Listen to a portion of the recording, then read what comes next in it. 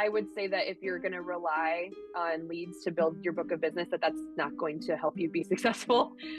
So I really did go out on my own and built my own book of business. So when I was first starting out, managing director sat down with me and they were like, all right, here's your marketing plan. Here's what you put together. Here's everything. You're 25 years old. You have no formal education in finance and you have no natural market. So what are you going to do to make sure that you can be successful? Because the turnover rate in financial services is so high for people who have established markets and who have experience and that kind of thing. But the number one reason that advisors fail is that they run out of people to call. In a corporate world where all employees have great leaders with no egos that create fun cultures where people can do their best work, the employees and companies thrive while doing great things for the customers, themselves, and each other. Well, we know that rarely happens. I'm Jeff Palacio. I have been a leader for over 40 years for every t-shirt size company, from small 16 employees to extra large over 1 million. Please join me while I interview outstanding leaders that will share stories of great leadership and not so great. It will help you become a better leader while poking fun about all the crazy shit that happens in corporate America.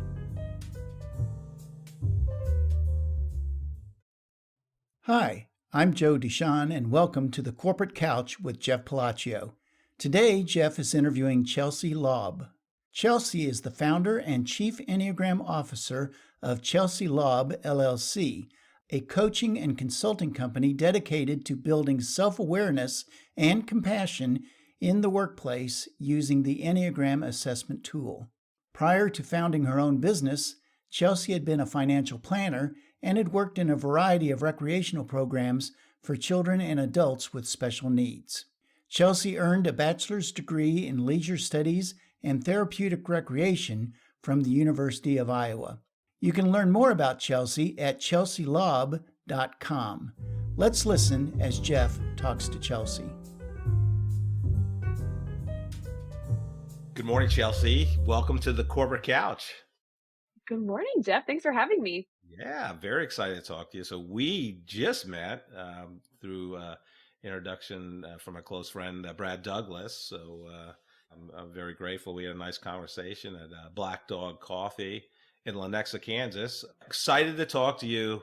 The great thing about interviewing leaders like yourself is, you highlight the career journey. And what I found through interviewing almost 70 people now is just everybody's career journey is different, yet kind of the same. They figure it out. They're on one path and they get to another. So very excited to go through yours. So, Thank you. Yeah, let's start with a fun question.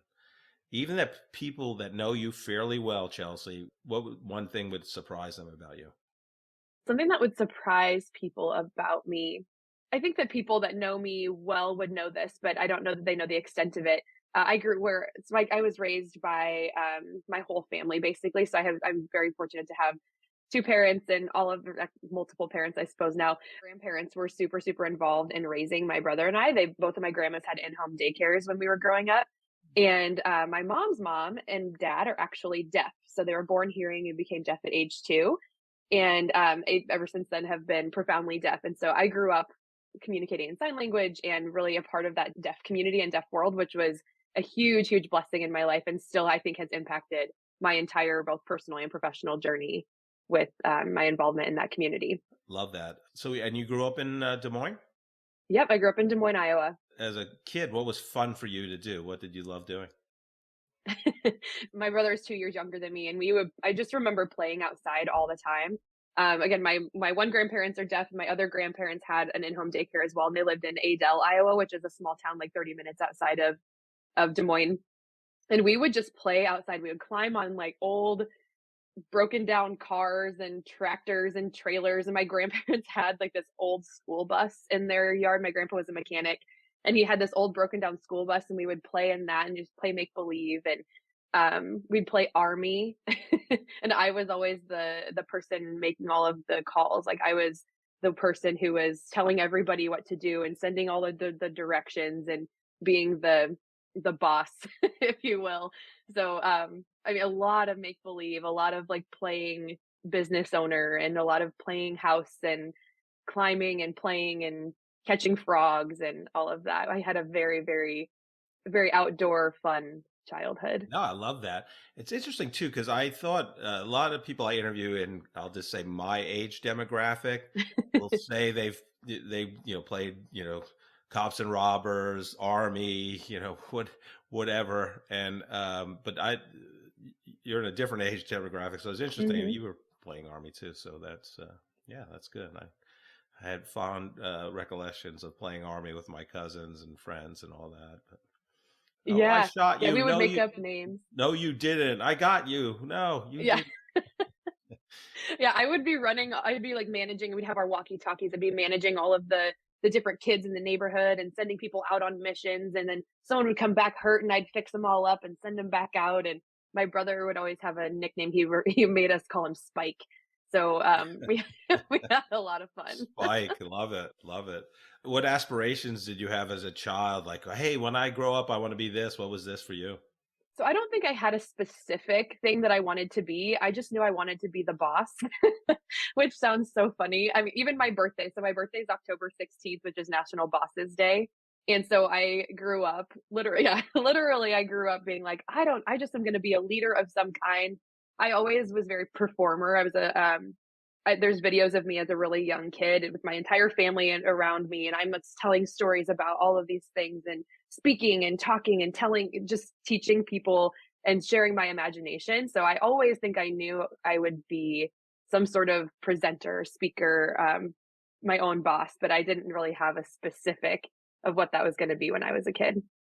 You decided to go to University of Iowa after high school, Yep. and was your major when you started the same major that you graduated with? Ooh, that's a good question. No, it was not. I started out, I was a speech pathology and audiology major initially. And then I switched that. I found that I had to take a lot of anatomy classes and science-based chemistry and calculus and all those kinds of things, and that is just not how my brain works. And so I switched majors my junior year of college into leisure studies with an emphasis in therapeutic recreation. So basically, what that it's kind of a fluffy name, which I always laugh at when I tell people that's what I went to school for. But really, what it is I went to school to work with kids and adults with special needs. Actually, a lot of my college friends said I majored in leisure studies because I hardly ever study. But no, not Leisurely true. studies. Exactly. The leisurely study building was at the Pinewood Bar down in 242nd and Broadway outside of Manhattan College. Anyhow, so leisure studies, you're actually the first guest that majored in that. So that congratulations on that. That's a high honor. So what was your first job out of college, and how did you get it? First job out of college, so I had actually moved to Kansas City, the day that I graduated, so I didn't even walk at graduation, I just pieced out of Iowa City and moved directly to Kansas City, where my mom had moved the year before I did. So, I fell in love with the city before I was even here, so I couldn't wait to get here. But initially, when I moved here, I had an internship at Crittenton Children's Center, which is a child psych facility. It's a really powerful and very, eye-opening experience. So I worked there in their therapeutic recreation department. So basically using play as therapy for the kids that were going through some psychological mental health challenges. And then from there, I actually went to the Olathe School District, and I was a para in the school district for a short time, and then ended up also waiting tables part time. So I worked at La Bodega in Leawood. If anybody used to head out there, I served waited tables and bartended there for several years, and I absolutely loved it. I loved the whole service industry. It was just a great experience. I might have been there one time, and you might have been the server. I don't know. They had great meatballs, I remember, for an appetizer. Ah, Everything was a small place, but the meatballs were really good. Most people want to do the walk, stay at graduation. You just were like so excited to start, move on with your life. Was that it? yeah, I think that was a lot of it. I also never really felt this is a common thing for me in high school as well. I never really felt like I had my people in high school and college. I felt like it was just the thing I had to do so I could get my life started. And I had a great time in college. Don't get me wrong. I had a great time in high school. But it just I didn't feel super connected to that that part of my life. And I think I was just really ready to get started. And Kansas City was calling my name. I mean, I was just so excited to get here. Yeah, then you go to the Y Mhm. for their program. Talk about that transition. Yeah, so I through when I was working in the Olathe School District, I met one of the band teachers there actually. Her partner worked with the YMCA Challenger program. So the YMCA Challenger program is a local program here in Kansas City, and it's adaptive sports for kids with special needs. And so I went to work with them, and it was just so fun. Even after I quit working there, I still have volunteered there frequently and attend their big fundraiser gala every year. But yeah, I worked there for a while with Reagan Schur. She's wonderful, and got to help teach.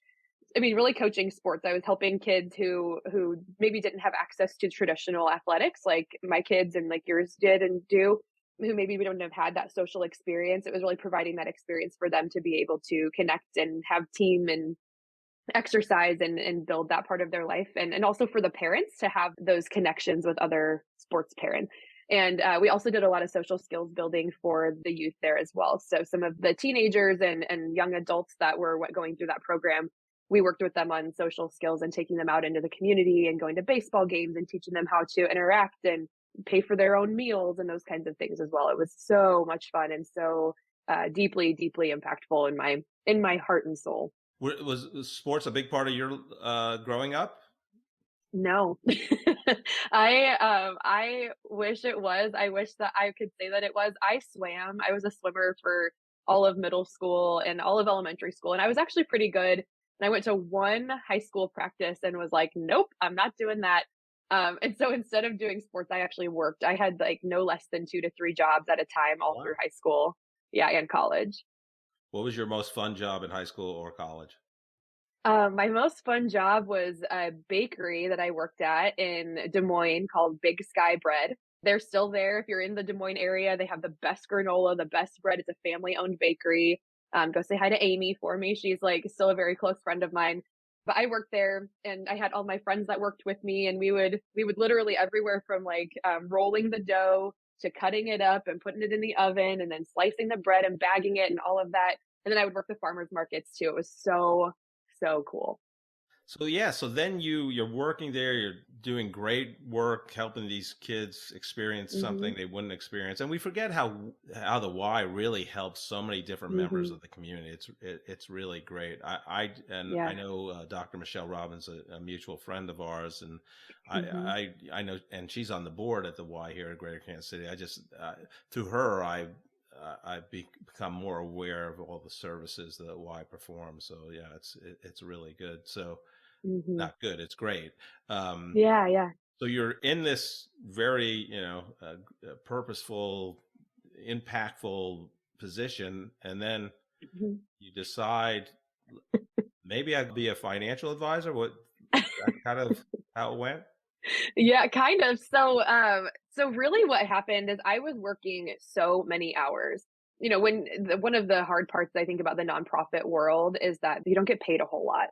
And not that I'm in everything for money, but what I found is that I was single at the time, and just to pay my bills and just to be able to have a social life and all of that, I found that I was having to work 2 full-time jobs. So I was still working at the I was working at the YMCA, but I was also still working full-time waiting tables at the time, and I was just exhausted, and I was literally working just to pay my bills, and I had no time for anything else.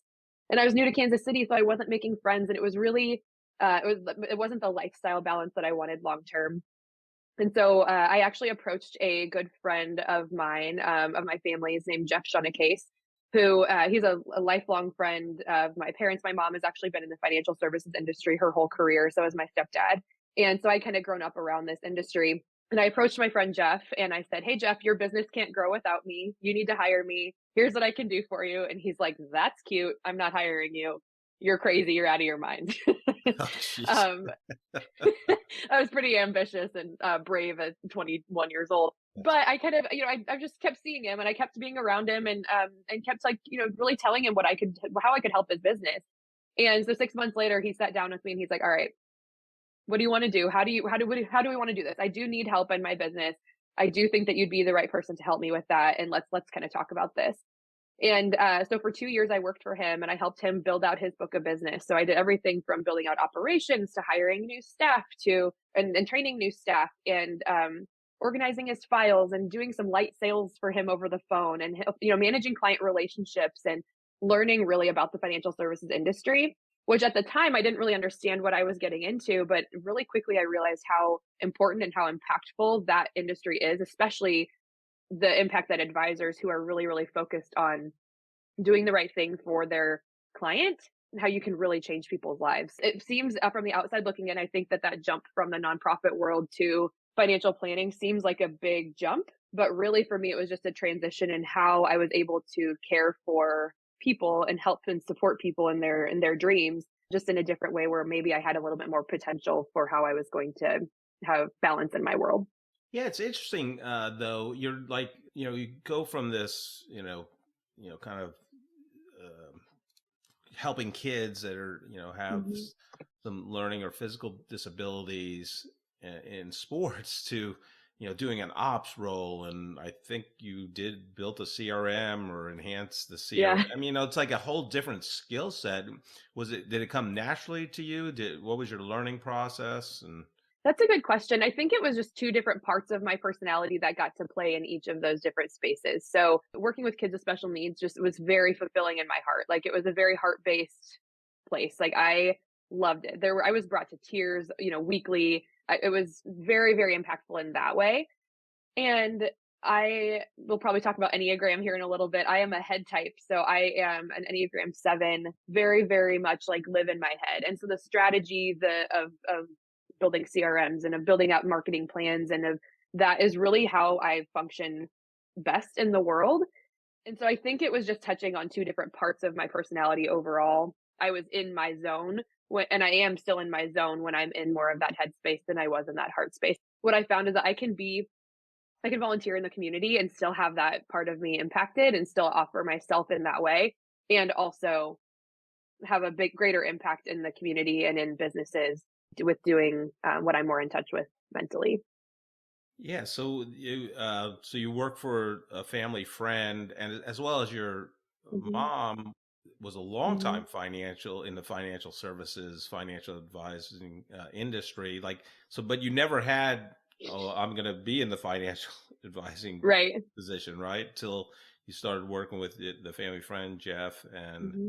um, yeah. So was it like just a light bulb went off that you saw? Oh, this is what my mom sees about this industry. Was that it? So there was some of that. I think the light bulb moment for me really was I had taken a call when I worked for Jeff. I had taken a call for a client that he'd worked with, and he had put in place some long term disability benefits for this company, a small company in town. And they had had a person who had been in a car accident and was going to be out on disability for a while. And so I take this call, not really understanding the true impact of this business yet. And they call me. They're like, "Hey, we need to figure out what we need to do to trigger these benefits. Here's the situation with this individual who's been in an accident. He's the only person in their household who works. If we don't have an income coming to him, his entire family is going to be greatly impacted by this." And that was kind of the light bulb moment for me where I was like, "Oh, this isn't just sales. This isn't just going out to companies and selling insurance. Like this isn't just 401k planning. This isn't just investments. Like this is actually saving the livelihood of this family." And so for me, it was that kind of moment. That was the light bulb moment more than anything for me was really truly seeing in real life how good planning helps people. And then since then, I've had people in my family who have needed to take this disability insurance and use that to live on while they were having some health challenges. And I've seen people being able to retire because of the planning that they put in place or that I helped them put in place.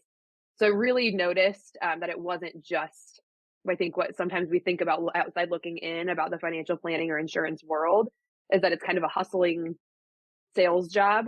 It really, really changes people's lives. Yeah, and I've had a few financial advisors on the podcast. So yeah, Mhm. and and all of them are just have big hearts, and Mhm. they approach it like you did in terms of you're impacting people's lives, and Yeah. which is, and money is just a, tough topic too. And you Mhm. have to get them to think about, you know, long-term goals and Mhm. things that can happen, in terms of the insurance, Yeah.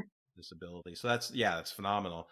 So you pivot over to Principal Financial Group Mhm. to work there. So you go into big culture now. Like it's a big company. I don't know how many Mhm. employees, Yeah. but a lot bigger than probably the family friends business. But so what was your big surprise moving into a big company? Yeah, so the when I had worked for Jeff, his business was he was actually tied to principal as well. So I already knew the principal culture, and that's where my mom had been her whole career, and my stepdad too. So I was very tied into that culture already. But when I went out on my own to start my own financial planning business, it's funny as an advisor because you are corporate, like you are tied into corporate, but I also was a solopreneur, so I had my own business. So I never really had to play or participate in the politics of corporate. I never really had to do a lot of that because I got to really stand on my own, which has its benefits and also its challenges. I mean, I was able to really build the business that I wanted to build, which was amazing. And it's also a little bit isolating because you're the only person, you have a lot of people around you, but you're the only person who actually makes any of the decisions and gets things done and is responsible for that in your business.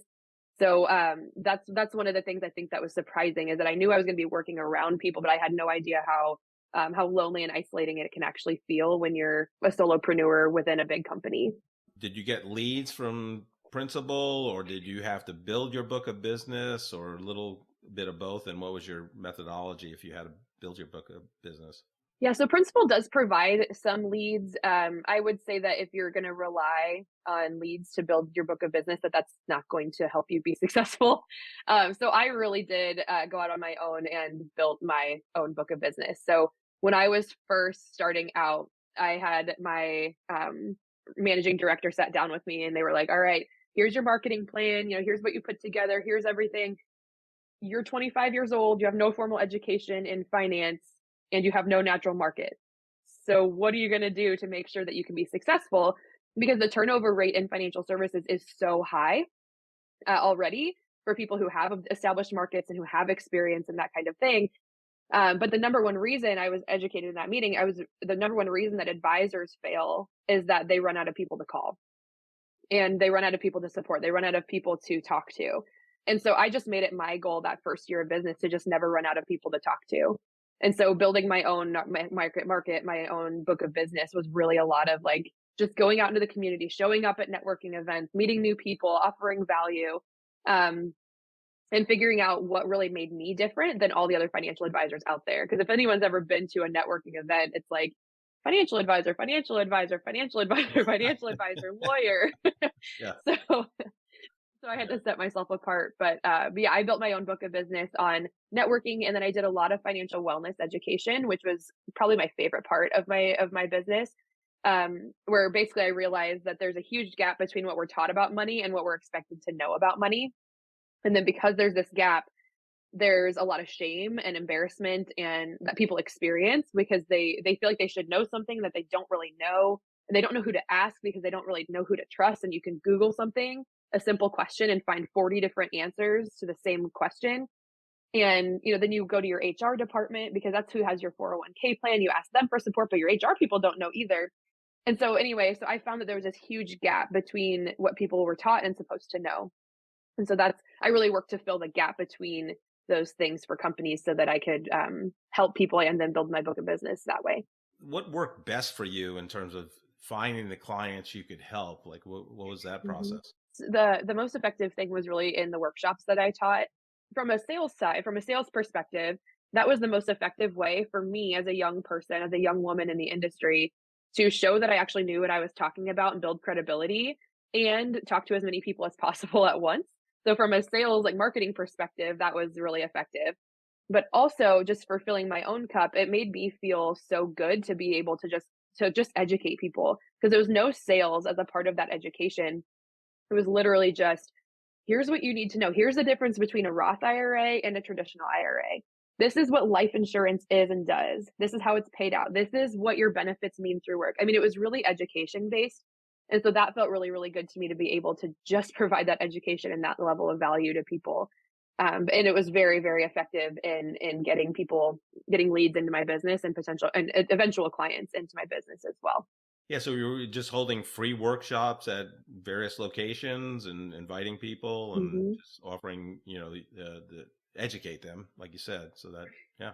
Yeah. Yeah, Um, so that was some of it. I didn't do a lot of kind of random things. So most of the financial wellness that I did was through either an association or a company. So I worked with some like engineering firms and gosh, I worked in all manufacturing firms. I worked in all sorts of different kinds of businesses and did education for them. And then I would do on-site financial planning for their employees as well. So people could come to the workshop and then they could book time with me to talk about their finances while I was on campus with them. So I didn't do a lot of just kind of open to the public things in the community, but yeah, free workshops for companies. so you would network into those businesses, establish some rapport and Hmm. trust, and be able to present. That's great. So I know Yep. you have two passions. We're going to talk about Enneagram later, but I know networking is one. So talk about, why, how you became such a great networker and relationship builder. So I never expected to love networking as much as I do, but I absolutely love it. I kind of look at it, I kind of think about it like a big puzzle, right? Like when you meet people, it's like, how can I help this person? And who do I have in my network that can also help them? So I started, when I started going to networking events, I went just kind of cold, not really knowing what to expect. Then all of a sudden I was starting to create friendships and all of a sudden I was seeing the same people at other events. And I mean, it really helped me as someone from not from Kansas City. It helped me create community. So, I went from being kind of isolated and alone and not having time to create friendships to now my personal and professional networks are so intertwined and we're supporting each other in business and I'm getting referrals and I'm getting introduced to these amazing people and I'm introducing other people to each other so that they can create magical things in their businesses. One of the coolest moments I remember was I had introduced so KC Wineworks, the owners of KC Wineworks, they're good friends of mine.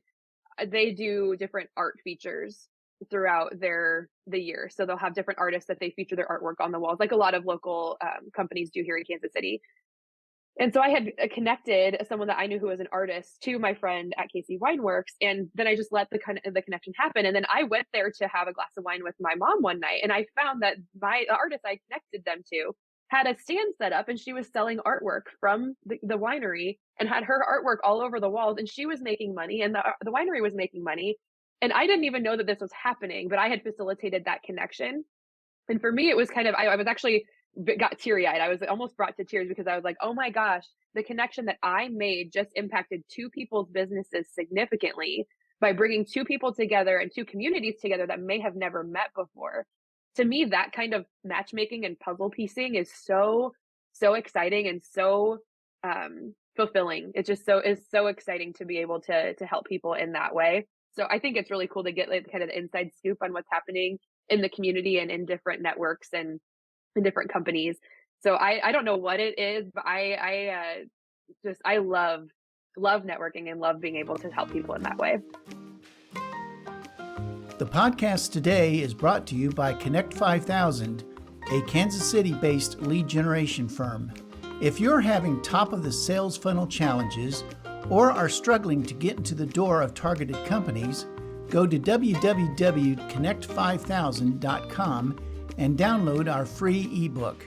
In the last 14 years, we've helped countless software, technology, and consulting companies boost sales revenue with effective lead generation campaigns, sales prospecting strategies, and inside sales management. That's www.connect5000.com. So I don't know what it is, but I love networking and love being able to help people in that way. Yeah. Yeah, no, I love that. And we're very similar that way. What I tell people, my philosophy is the more people you know, the more people you can help. So Exactly. yeah, so that's great. And I know you're a big fan of The Go-Giver by Bob Berg Hmm. and John Mann, like I am. And, there's the 5 stratospheric laws of success, right? But Hmm. I always, I don't know if struggle is the right word, but the law of receptivity, I believe, receiving, Mm-hmm. because I'll go since I know a lot of people and I get introduced to somebody and they usually need help in something, I'll come out of the meeting. I'm like, oh yeah, I'll introduce you to boom, boom, boom, boom, 5 people. And then they introduced me to 0 or 1. And again, I'm not Yeah. looking for, I'm not a, you give me, I give you. I'm just like, I want to add value. Here's the value. But sometimes, Mhm. I go, yeah, do I need to ask for something more? Like, I don't know. I know that, Yeah. and it takes me a while to do the 5 introductions, and sometimes it takes me a long while, but eventually do them. I mean, any thoughts in that area? Yeah, absolutely. So I feel like I have a million different directions I want to take this. But first of all, there's a book, I think I suggested this one when we met the other day. There's a book called Give and Take by Adam Grant.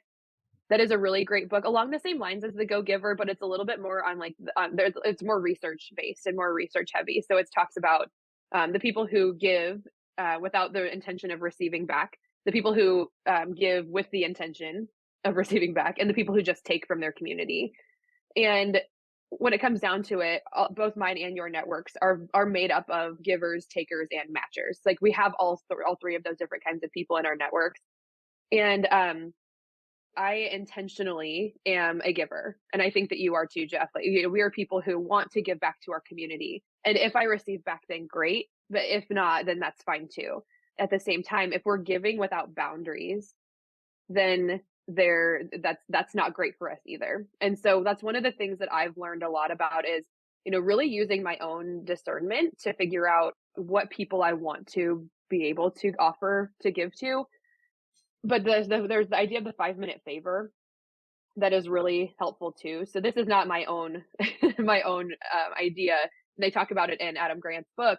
But the 5-minute favor is if I can do something for you that helps you and it takes me 5 minutes or less, why wouldn't I do that thing? So when it comes to like making an introduction, like I'm happy to make an introduction, but I'm probably not going to make like 6 or 7 or 8 or 10 if it's going to take a lot of time from me and and there isn't maybe something in return for me. At the same time, another perspective that I was given when I was networking in financial services is that a lot of financial advisors complain and are frustrated by the fact that there's CPAs that they network with and that they send referrals to, and their estate planning attorneys that they send referrals to are not reciprocating referrals, and so it feels like a one-sided relationship. And one perspective that a friend gave me was, I don't actually expect them to send referrals back. It's great if they do, but they're already adding value to my business by being a great referral for my client. So if you have a great estate planning attorney that as a financial advisor, I'm sending my client to you and you're helping them, that you're adding value to my business just by being great at what you do. And so I think that there's different ways to look at reciprocation. Are you actually sending a referral back?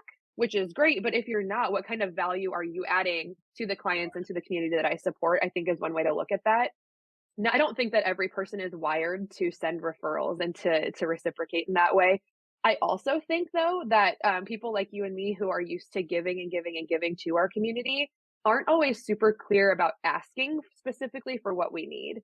And I think that that's an area that I always am developing and always trying to work on is what support do I actually need in my business Right. or in my personal life? Like what kinds of connections would be valuable for me? And when I'm asking that other person for that, am I being direct or am I being kind of nonchalant about it? And then just kind of being observant about why I am or am not asking for what I do need in my business. Yeah, you told me the other day about Adam Grant's book, so I have to. It's interesting. I like Adam Grant. I follow him on Instagram, and I love his stuff. But I've never read one of his books, which is to me crazy because I love to read. So I'll have to stop reading Bruce Springsteen's Born to Run autobiography. Maybe so, which is very good if if you're a Bruce Springsteen fan, but which you had to be if you grew up in New York or New Jersey. In my time. So at some point you're having fun at Principal. Sounds like you found your niche and career wise, but you obviously have a itch to do something else. So tell Mhm. us about the thought process of kind of breaking away from corporate America and becoming the chief Enneagram officer of your own company. My husband came up with that title, so I have to give him the And I creative props love on it, that one. by the way. Yeah. CEO. CEO. I mean, Beautiful. I am CEO and CEO, so it I makes sense. love it. Yeah, so during the pandemic, I think we all had a lot of time to reflect on the things that were important to us, and I know that I was definitely part of that. I had my son in 2021, so he was born in February of that year. We're pandemic 2020 and 2021, a baby. My whole world was kind of rocked, and just got had a chance to get really clear about what I wanted for my future. And what I found about where I was at in my financial planning business is that I was in this phase where for me to get to the next level, which I was committed to getting to, for me to be able to get to the next level, it was time to make a big investment into my business. And that investment was going to need to be of time, money, energy, and whatever else. and so I started going down this road of like, okay, what is that next step in my business? And so based on where I wanted to go, I had kind of three different options. I could either quit, sell my business, and get out of the business and just be done with it. The reason that that was appealing was because I was really doing a lot of arguing with compliance.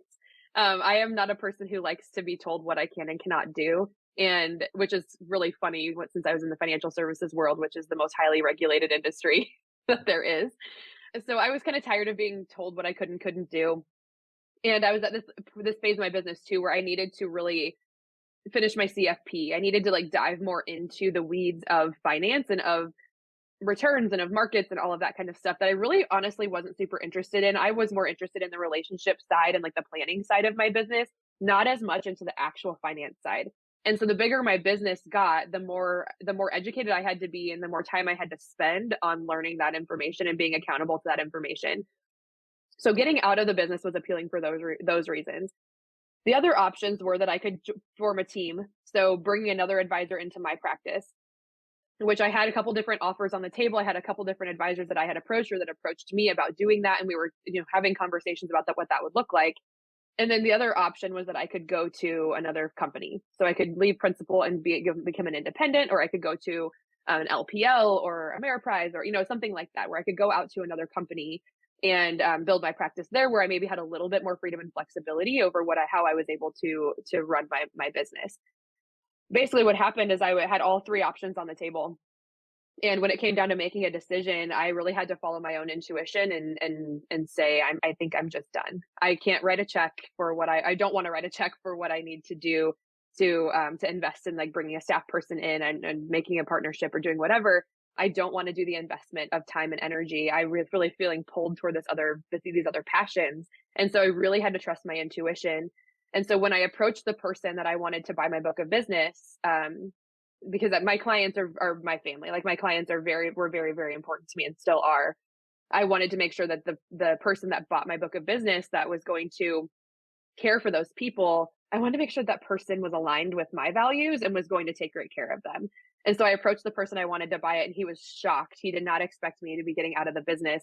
And I didn't know if he could afford it or if it was something that he was even interested in. And he was like just humbled and blown away by me even approaching him. And within 30 days of that conversation, we had contracts signed and I had a check in hand. It was one of those things, I think, once I finally made the decision to make that transition, everything really lined up exactly how I wanted it to, exactly how it was supposed to. And the universe or God or whatever it is really came together to make that happen for me.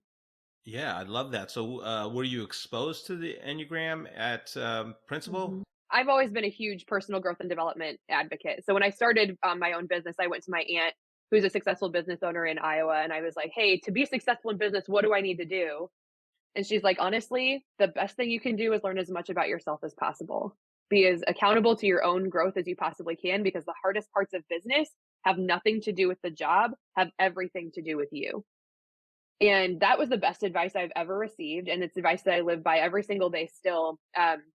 And so I just got really curious about myself. So I mean, the first time I took StrengthsFinder, I think I was 17 years old.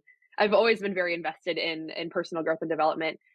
And in I think it was 2017 or 2018, I was introduced to the Enneagram, and I took the assessment for the first time and read through my results and was so blown away at how exactly correct it was, because it wasn't just telling me all these things that I'm good at and all of these ways that I thrive and in the different jobs I should have. It wasn't just telling me that. It was also saying even though you get a lot of positive reinforcement about these things, it's actually a sign that you're not very healthy right now. And here's what growth looks like for you. Here's how to tell when you're stressed. Here's some of the things about yourself that happen internally that you might want to maybe check in on. And so it was such a comprehensive look of my overall personality. And then as I started learning about other people's types and other people's personalities, other people's motivations, it helped me move from this place of like judgment of other people to total compassion for other people. Not to say I don't still judge people, because I am human and I absolutely still do judge people, but it has completely shifted how I see myself and how I see other people, because I didn't have this language or this perspective before I had taken that assessment. Yeah, and we chatted over coffee about it. I've been assessed Myers Briggs, 16 personalities, Colby Index, Mhm. Clifton Strength Finders, and this Enneagram I've heard more recently, probably in the last 3 years. And Mhm. yeah, it's fascinating. It makes me want to see what number I am. So I can hook you up with an assessment. I know a gal. you know somebody, I yeah. know a gal. So you kind of just jump into this business. Some people say it's a God whisperer, or whatever Mhm. that prompted you. Did you make a business plan? Did you what was the first couple things you started to do? Jeff, I would love to say that I have been that intentional about my career path, but I am a total trust my intuition person, and that has helped me and served me really well over the years. I knew that Enneagram was going to be part of what I did, so I didn't know specifically what that was going to look like, but I did get accredited with the Enneagram. So I got with through Integrative Enneagram, which if anyone out there listening to this wants to get accredited or wants to learn more, in my opinion, it's the best training program out there. It's the most comprehensive, and they have the best assessment and tool that you get to use afterwards. But so I went through and I got accredited, and then I did a little bit of one-on-one coaching with people. So anybody who wanted to do their Enneagram number and figure out what that means for them and their growth path, I was doing a little bit of one-on-one coaching, a little bit of life coaching. I kind of dabbled in a couple different things. Realized though that I love companies. I love business. I love professional spaces. And I think that there is so much work that can be done, emotional intelligence wise, which really the Enneagram is an emotional intelligence tool. So I got really, really passionate about that, but I didn't have a plan. And because I didn't have a plan, I didn't really know how to go even market that in the community. I didn't know how to go to my network and say, I'm kind of thinking about this thing. What should I do?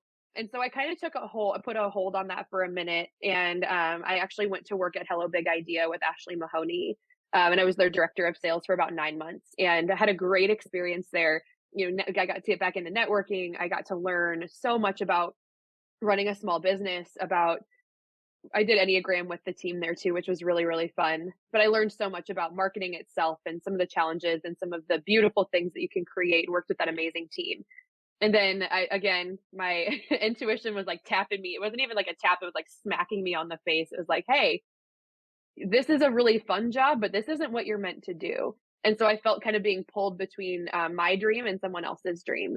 And one thing that I will always, always, always do for myself is I will always bet on myself.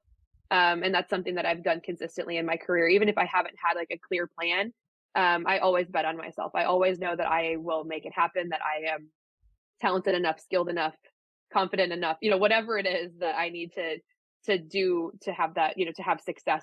I've always bet on myself. And so I did. So I bet on myself and I went full into Enneagram. And by that point, I had a chance to put together a little bit of a business plan. I say that as a little bit. But I started working with companies doing emotional intelligence and leadership trainings. Throughout that time, I'd also been through an emotional intelligence training myself it was like a 4-month training. I mean, it was hands-on emotional intelligence, like here's life right in your face. And it woke me up to a lot of things, and it was very, very impactful. So I felt like I had the more of the skills by that point to actually bet on myself in that way. So I went out and started doing the emotional intelligence and leadership trainings for companies.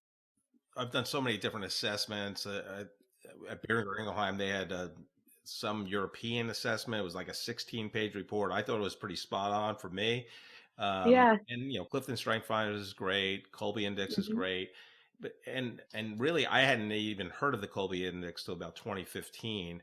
But I think and I'd love to hear your opinion. I mean, it seems like Enneagram is not so much in the corporate space, and it's kind of Yeah. maybe the new player. Is that kind of where it's at right now? Because so there's a big Yeah. opportunity, especially on I think the pandemic accelerated emotional intelligence and the Mhm. need for it, right? In a Yeah. crazy world, basically. Yeah, absolutely. I think you're spot on. And to be clear too, I love all assessments. Like I've never taken an assessment that I hated. I think that every assessment that exists out there, it exists to tell you something specific. And I think that all of them have value. I've taken Colby, StrengthsFinder, Myers-Briggs 16. I've done all of those too. And I always learn something new about myself. The Enneagram though is the one that tells me why all of those other tests tell me what they do. Right. And so to me, it's a layer deeper. I do tell people too, in the corporate space, Enneagram is not as commonly used. And there's a couple reasons for that. One is that the Enneagram is not a good tool for recruiting. It's not a tool that we want to use to like, oh, you can't do this job if you're an Enneagram 1 or a 7. Like that's not true, and that's not how we want to use the Enneagram. The Enneagram is really truly a tool to develop leaders and to develop emotional intelligence, and to help people communicate better. So the Enneagram really is that tool that is used in a little bit more of it's a little bit more in depth, because it really talks about our motivations. It tells us why we do what we do, not just what we do. You have to have a lot of trust in your organization to be able to have those conversations candidly. So I think that that's one of the reasons that the Enneagram is not as commonly used. Also, one of the things that drives me crazy about the Enneagram itself is that a lot of people have their own assessments. And a lot of people have like their own kind of quote unquote accreditation programs, which means that it's not standardized. And so oftentimes people will go out there and they'll take like a free assessment online, and then they'll take another assessment later and it might give you two different answers. And certain types of people, certain Enneagram numbers are always going to test as their number. But some other types, like my husband, he's an Enneagram 9. He's tested as three different numbers because of his type merges and kind of takes on the personality of the people around them. And so if he takes those free assessments, it's actually not going to be as accurate and it's not as standardized. And so the other issue with that is when it comes to like getting accredited to deliver this information, not everyone has had the same level of education, and not every person has had the education from the same place. And while the system is the system and it works the same way no matter what, there's a lack of standardization in that space. And so that's one of my kind of pet peeves about the system overall, is that everyone's kind of made it a little bit their own. But there are good assessments out there that can be used. And some people are anti-assessment, which is hard in corporate too, right? Because in the corporate, people want like, I want an assessment for every person and we want the data on that. And I'm a huge advocate for that because I think the data tells us a lot of information.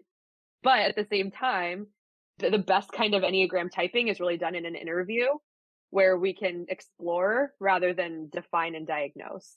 So you blend two passions, the Enneagram, but you also bring in the networking piece. I think you Yeah. trademark it, Mingle. Talk about that. What do you do there to help companies and people? Yeah, so really what Mingle is it's bringing in the Enneagram. So it's taking like who you are as a person and what your core motivation is and how you function best in the world, and teaching you how to create community and teaching you how to market yourself or your small business.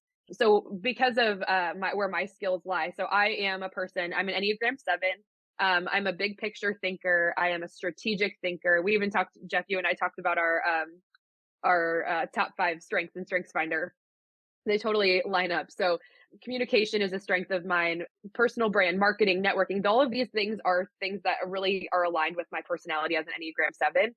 And this is something that I can bring to other people. And so when it comes to Mingle, what I'm doing is I'm taking that Enneagram side of things and I'm helping people really define who they are and build out their own personal brand and their company's brand so that they can go out into the community and make the best connections and the best, have the greatest impact. I think of the example of as an Enneagram 7, I'm pretty comfortable walking into a room where I don't know anyone and creating new connections and walking up to a random group of people and saying hi. Another type might totally shrink into the corner or cry or have a panic attack even thinking about doing that. Right. And so if I am coaching someone on networking and I don't know that their personality is just never going to be a person who walks up to a stranger and initiates a conversation, if I don't know that and I'm coaching them the way that I work, that's not going to be effective coaching for them.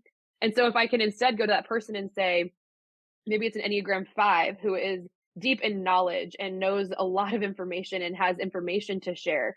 Maybe it's setting that person up to deliver educational workshops and network in that way and bring people to them, because that's not a person who's ever going to go to a networking event intentionally with the idea of meeting people.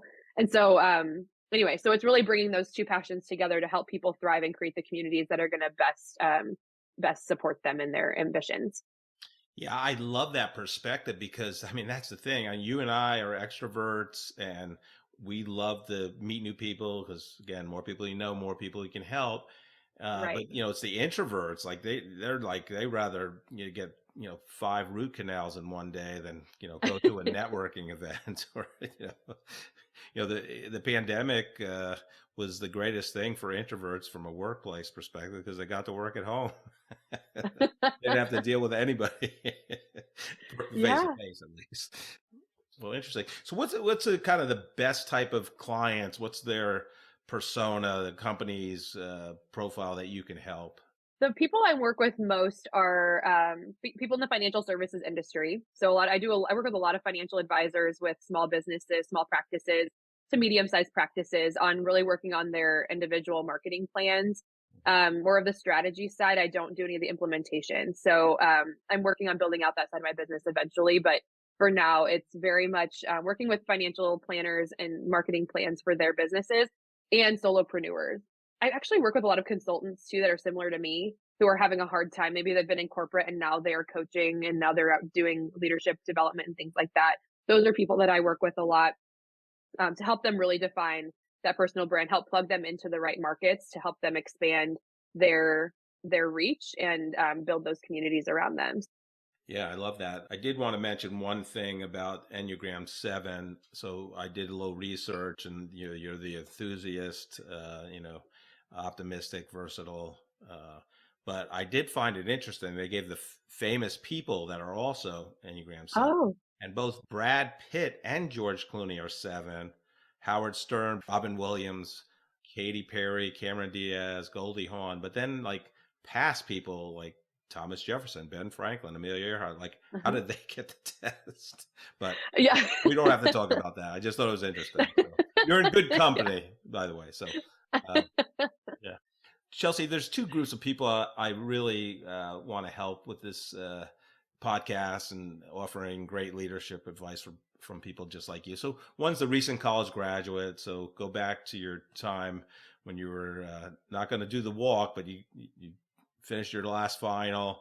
You moved to Kansas City. What career advice would you give college graduates today that are beginning their career journey and looking for their first job? Gosh, I remember the panic I felt right after I graduated from college and I was done with my internship. And I remember I was sitting at my parents' house. I lived with them for 3 months after I graduated. I was sitting at my parents' house looking at my computer and I'm like, now what do I do? And I remember the sheer panic that washed over me. I mean, literally, I can feel it in my body right now because it felt like no matter what decision I made, it was going to determine the rest of my life. I remember it feeling like it was that big of a decision at that moment in time.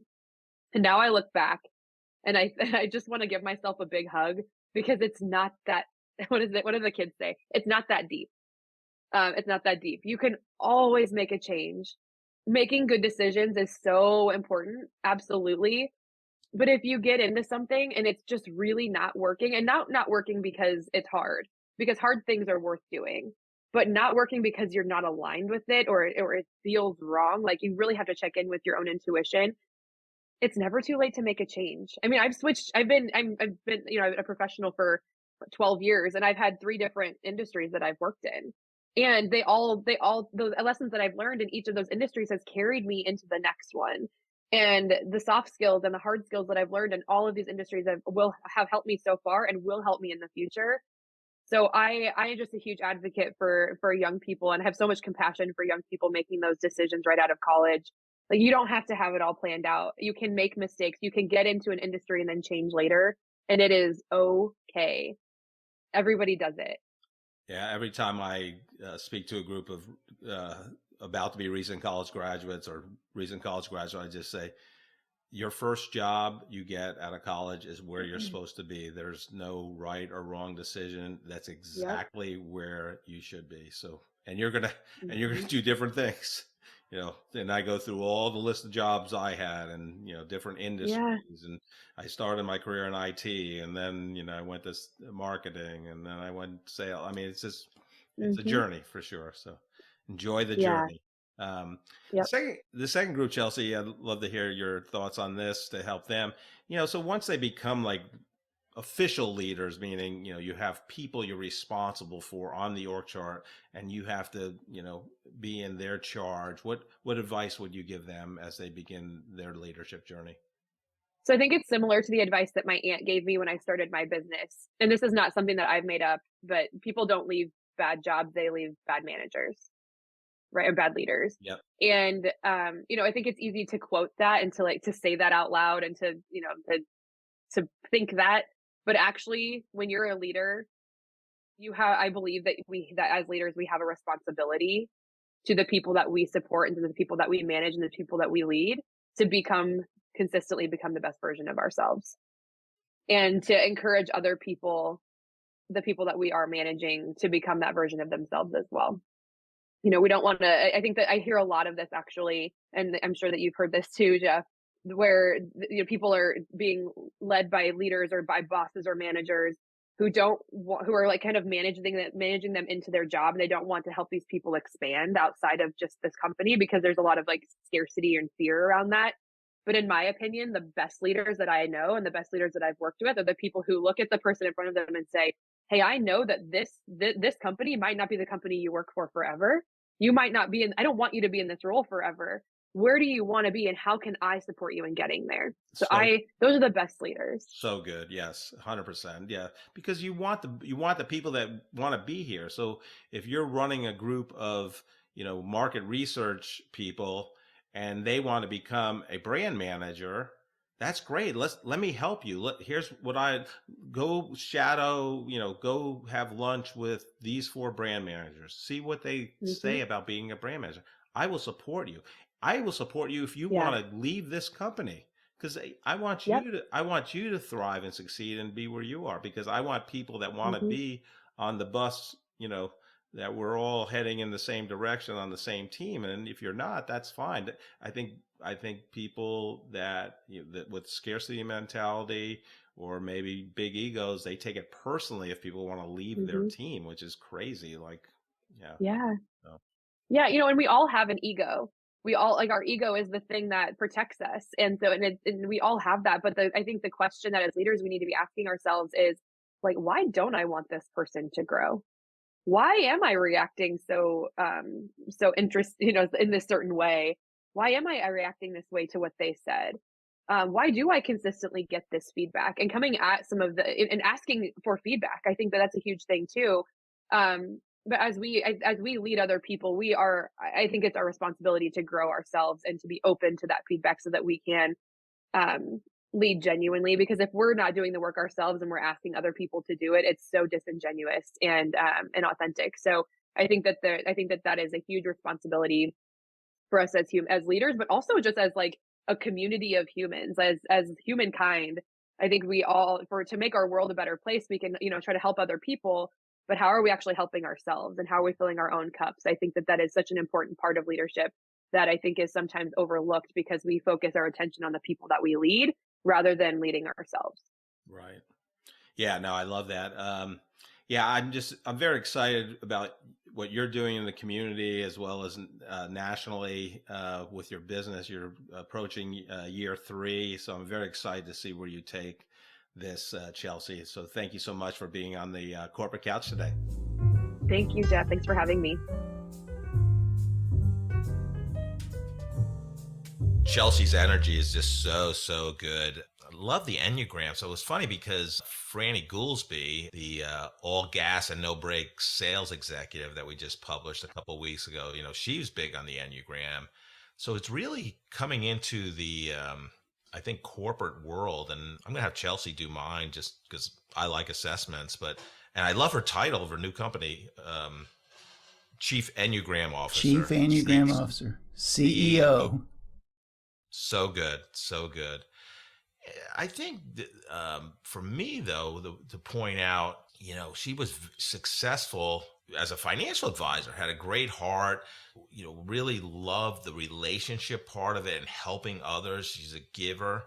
And she's successful. And instead of getting to the next level where she had to get deep into, more studying, certifications, I guess, getting her CFP, probably certified financial planner.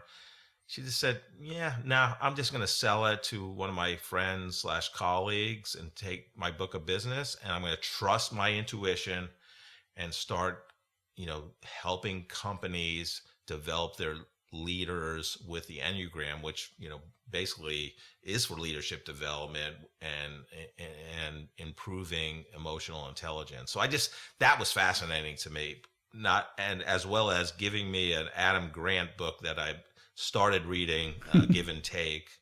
And as I mentioned in the podcast, I love Adam Grant, but I never read any of his books, which is crazy. But anyhow, what did you get from Chelsea's conversation? We have had, it's kind of like bipolar. We've had two different types of career paths on all of their interviews that we've done so far. Some people land in their career and go straight through, and that's all they've ever done. They major in a topic, they build a business in that topic or start a business in that topic, and that's all they do. But most people that we've interviewed have this circuitous route that they get a college degree in something, and then their first job may or may not be in that thing, but then they go and do something else and boy, Chelsea is the poster child for doing that. She gets a degree in something about recreation and leisure studies. Leisure, that's the word I was looking for. Leisure studies. Leisure studies. Started as a para at a local elementary school and working with special needs children and special needs adults, which is I have a special place in my heart for somebody that can do that kind of work, because that is a calling. Gets into financial advisor and is apparently very successful in that, and says, I think I'll do something else. So if that isn't a circuitous route, I don't know what is. But this whole thing about Enneagrams that she's gotten into, and Chief Enneagram Officer, I've never done the Enneagram, and I think you said that you haven't, but you're going to. I am not particularly a fan so much of Myers-Briggs, but it's probably the one that I'm the most familiar with because I've done it several times. I'm very much an ISTJ. And the one part of it that I understand and appreciate the most is the introvert versus extrovert, because I am the poster child for the introvert's introvert. And of course, you're the poster child for the extrovert's extrovert. Yes, because I'm an ESTJ. Yeah. And Chelsea is obviously that. She mentioned that she loves going to these networking events. And I even wrote down this quote. She can walk up to a group of people that she doesn't know and just start talking to them. And if I'm at that same event, I would just be in the corner of the room. I'd frankly be annoyed, and I'd be looking at my watch and ready to get out of there. So obviously, that's not an event that would do me a lot of good. Yeah, you'd be close to the fetal position. I would be fetal on the floor if I thought I could get away with it, because that's just how I am. But I think we've both been pretty successful in our careers. I've had a pretty successful career, but I've done that by understanding, and Myers-Briggs helped me do that by understanding myself. And that's what she said. She said you have to learn about yourself. She just found it a little bit earlier than I did in her career, and then she decided to make a career out of it. And I think that's an exciting portion of her life. Yeah, I love your take on Chelsea's great career. What leadership advice comes to mind when you think about Chelsea's career? Sticking with the introversion and extroversion angle that we were talking about, I thought I would pull out a quote from the world's greatest introvert that I know, Mr. Ron Swanson. And Ron one time said, "There's only one thing that I hate more than lying, and that's skim milk," which is essentially water that's lying about being milk. Thank you so much for listening to this episode of The Corporate Couch. If you enjoy the podcast, I would love for you to take 2 minutes out of your day to rate us 5 stars and write a review. Please join me next week to learn from another great leader sharing their professional journey and insights.